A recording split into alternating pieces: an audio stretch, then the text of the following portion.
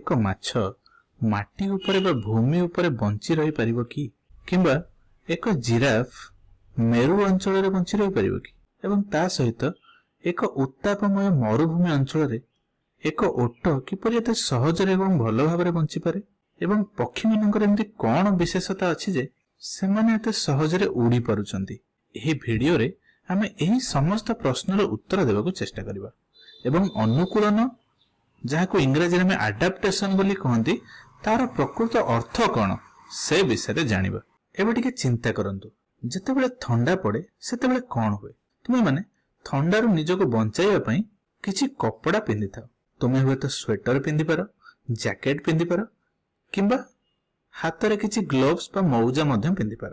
ଏବଂ ତା ଛଡା ଯଦି ତୁମେ କୌଣସି କାମ କରୁଛ, ଏଥିପାଇଁ ଆମେ ଏକ ଛୁରୀ, ଏକ ହାତୁଡା, ଏକ ସ୍କ୍ରୁ ଡ୍ରାଇଭର ଏଇଭଳି ଭିନ୍ନ ଭିନ୍ନ ଉପକରଣ ଆବଶ୍ୟକ କରୁଛନ୍ତି, କାରଣ ଏଗୁଡିକ ଆମ କାମକୁ ସହଜ ଓ କାର୍ଯ୍ୟକ୍ଷମ କରିବା ପାଇଁ ସାହାଯ୍ୟ କରିଥାଏ।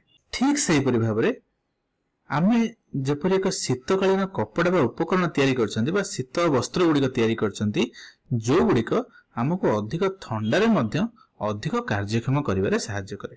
ଠିକ୍ ସେହିପରି ଭାବରେ ପ୍ରାଣୀମାନେ ମଧ୍ୟ ତାଙ୍କ ଶରୀରରେ କିଛି ବିଶେଷ ଲକ୍ଷଣ ବିକଶିତ କରିଛନ୍ତି, ଯାହା ସେମାନଙ୍କୁ ସେମାନଙ୍କର ନିଜ ଘର ଅର୍ଥାତ୍ ନିଜର ଆବାସସ୍ଥଳୀ ଭିତରେ ବଞ୍ଚି ରହିବାରେ ସାହାଯ୍ୟ କରିଥାଏ, ଯାହାକୁ ଆମେ ପରିସ୍ଥାନ ବୋଲି କହିଥାନ୍ତି।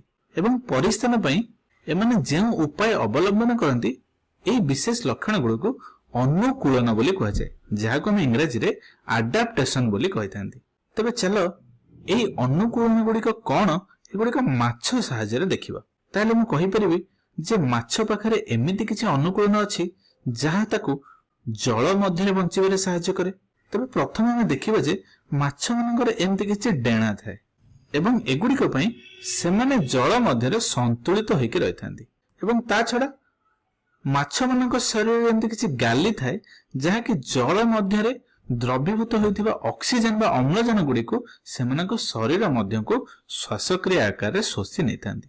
ତା ସହିତ ଯଦି ତୁମେ ମାଛ ମାନଙ୍କର ଦେହକୁ ଦେଖିବ, ଏମାନଙ୍କର ଦେହ କିଛି ଏମିତି ତିଆରି ହେଇଥାଏ, ଏହି ଆକାର ମାଛ ଯେତେବେଳେ ଜଳରେ ଚାଲିଥାଏ, ଜଳ ମଧ୍ୟରେ ଥିବା ପ୍ରତିରୋଧକୁ ଏମାନଙ୍କ ଶରୀରର ଆକାର କମେଇ ଦେଇଥାଏ। ତେଣୁ ମାଛ ଅତି ସହଜରେ ଜଳ ମଧ୍ୟରେ ଗତି କରିପାରେ।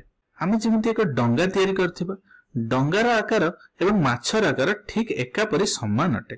କାରଣ ଦେଖ, ଡଙ୍ଗାର ଦୁଇ ପାର୍ଶ୍ୱ ଆମେ ଏମିତି ମୁନିଆ ବନେଇଥାନ୍ତି, ଯାହା ଫଳରେ ଏମାନେ ଅନେକ ପ୍ରତିରୋଧକୁ ସାମ୍ନା କରି ଆଗକୁ ଆଗକୁ ଚାଲିଥାନ୍ତି। ଠିକ ସେହିପରି ମାଛ ମଧ୍ୟ ଡଙ୍ଗା ପରି ଆଗକୁ ଆଗକୁ ଅତି କମ ପ୍ରତିରୋଧରେ ଚାଲିପାରେ। ଏବଂ ଯେତେବେଳେ ଆମେ ଜିରାଫକୁ ଦେଖୁ, ତାର ଏକ ଲମ୍ବା ବେକଟେ ଥାଏ ଏବଂ ଜିରାଫ ମାନଙ୍କର ଏମିତି ଲମ୍ବା ବେକ ଥିବାରୁ ସେମାନେ ଏମିତି ଉଚ୍ଚ ଉଚ୍ଚ ଗଛ ନିକଟରେ ବା ସେମାନଙ୍କର ପତ୍ର ନିକଟରେ ପହଞ୍ଚି ପାରନ୍ତି, ଯାହାକି ଅନ୍ୟ ପ୍ରାଣୀମାନେ ପହଞ୍ଚି ପାରନ୍ତି ନାହିଁ।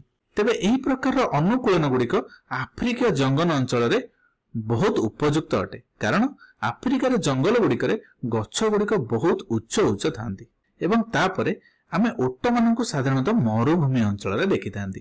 ତେବେ ପ୍ରଶ୍ନ ହେଉଛି, ଏତେ ଉତ୍ତାପମୟ ଏବଂ ଏତେ କଷ୍ଟସାଧ୍ୟ ମରୁଭୂମି ପରିବେଶରେ ଓଟ କିପରି ବଞ୍ଚିପାରେ? ତେବେ ପ୍ରଥମେ ଆମେ ଆଲୋଚନା କରିଥିଲେ ଯେ ଓଟ ମାନଙ୍କର ଏକ ପ୍ରମୁଖ ଅନୁକୂଳନ ହେଉଛି ଏମାନଙ୍କର ଜଳ ସଞ୍ଚୟ କରିବାର କ୍ଷମତା। ସେଥିପାଇଁ ତାଙ୍କ ପାଖରେ ମୋଟା ଓ କଠିନ ଚର୍ମ ଥାଏ, ଯାହାକି ସେମାନଙ୍କ ଶରୀରରୁ ଜଳକୁ ବାଷ୍ପୀଭୂତ ହୋଇ ଝାଳ ଆକାରରେ ଜଳକୁ ହରାଇବାକୁ ଦିଏ ନାହିଁ। ଏହାକୁ ଆମେ ଆମ ସହିତ ତୁଳନା କରିପାରିବା। ଦେଖ, ଆମେ ଯଦି କିଛି ସମୟ କୌଣସି ରାସ୍ତାରେ ଯାଉଛନ୍ତି ବା ସାଇକେଲ ଚଲେଇକି ଯାଉଛନ୍ତି, ଉତ୍ତାପମୟ ପରିବେଶରେ ଆମେ ଅନେକ ପରିମାଣର ଜଳ ଝାଳ ଆକାରରେ ଶରୀର ବାହାରକୁ ଛାଡ଼ି ଦିଅନ୍ତି, କିନ୍ତୁ ଓଟ ଗୁଡିକ ଏହିପରି ଜଳର ହାନିକୁ ବା ଜଳ ହରାଇବାକୁ ସହି ପାରିବ ନାହିଁ। ତେଣୁ ଓଟ ପାଖରେ ବେଶ ମୋଟା ଏବଂ କଠିନ ବା ଦୃଢ ଚର୍ମ ଥାଏ, ଯାହାକି ଝାଳ ଆକାରରେ ଜଳ ହରାଇବାକୁ ଅଟକାଇ ଦେଇଥାଏ ବା ରୋକିଥାଏ।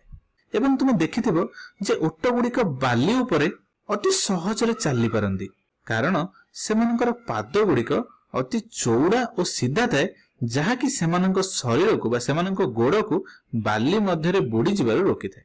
ଟିକେ ଭାବିକି ଦେଖ, ଯଦି ଓଟ ମାନଙ୍କର ପାଦ ଆମ ପରି ଗୋଜିଆ ହେଇଥାନ୍ତା ତାହେଲେ ଏଗୁଡିକ ବାଲି ଭିତରେ ବୁଡି ଯାଇଥାନ୍ତା। ତେଣୁ ସେମାନଙ୍କର ଚଉଡା ଓ ସିଧା ଗୋଡ ଯୋଗୁ ସେମାନେ ବାଲିରେ ସହଜରେ ଚାଲିପାରନ୍ତି। ତେବେ ଚାଲ ପକ୍ଷୀମାନଙ୍କ ବିଷୟରେ ଆଲୋଚନା କରିବା। ତାହେଲେ ପକ୍ଷୀମାନଙ୍କର ଏମିତି କଣ ଅଛି ଯେ ତାହା ସେମାନଙ୍କୁ ଉଡିବାରେ ସାହାଯ୍ୟ କରେ? ବାସ୍ତବରେ ଦେଖାଯାଉଛି ଯେ ପକ୍ଷୀମାନଙ୍କ ଶରୀରରେ ଯେଉଁ ହାଡ ଗୁଡିକ ଥାଏ ତାହା ମଧ୍ୟରେ ଅଧିକାଂଶ ଅଂଶ ଫାଙ୍କା ଥାଏ ବା ଖାଲି ଥାଏ। ଏହି ଫାଙ୍କା ଥିବା ହାଡ ଗୁଡିକ ବା ଖାଲି ହାଡ ଗୁଡିକ ପକ୍ଷୀର ଓଜନ କମାଇ ଦିଏ, ଯାହା ତାହାକୁ ଉଡିବାରେ ସାହାଯ୍ୟ କରେ।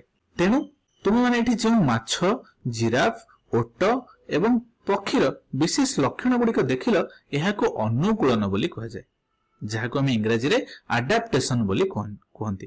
ଏବଂ ପ୍ରତ୍ୟେକ ପ୍ରାଣୀର କିଛି ନା କିଛି ପ୍ରକାର ଅନୁକୂଳନ ଥାଏ। ବୁଝିଲା? ତେବେ ବର୍ତ୍ତମାନ ତୁମ ପାଇଁ ମୋର ଏକ ପ୍ରଶ୍ନ ଅଛି। ତେବେ ଏହି ଚିତ୍ରରେ ତୁମେ ଦେଖିପାରୁଥିବ, ଏହାକୁ ଆମେ ପୋଲାର ବିୟର ବା ପୋଲାର ଭାଲୁ ବୋଲି କୁହନ୍ତି, ଯାହାକି ମେରୁ ଅଞ୍ଚଳରେ ରହିଥାନ୍ତି। ତାହେଲେ ଏତେ ଅଧିକ ଥଣ୍ଡା ପରିବେଶରେ ବଞ୍ଚିବା ପାଇଁ ଏହି ପୋଲାର ଭାଲୁ ମାନଙ୍କ ପାଖରେ କେମିତି ଅନୁକୂଳନ ରହିବା ଆବଶ୍ୟକ?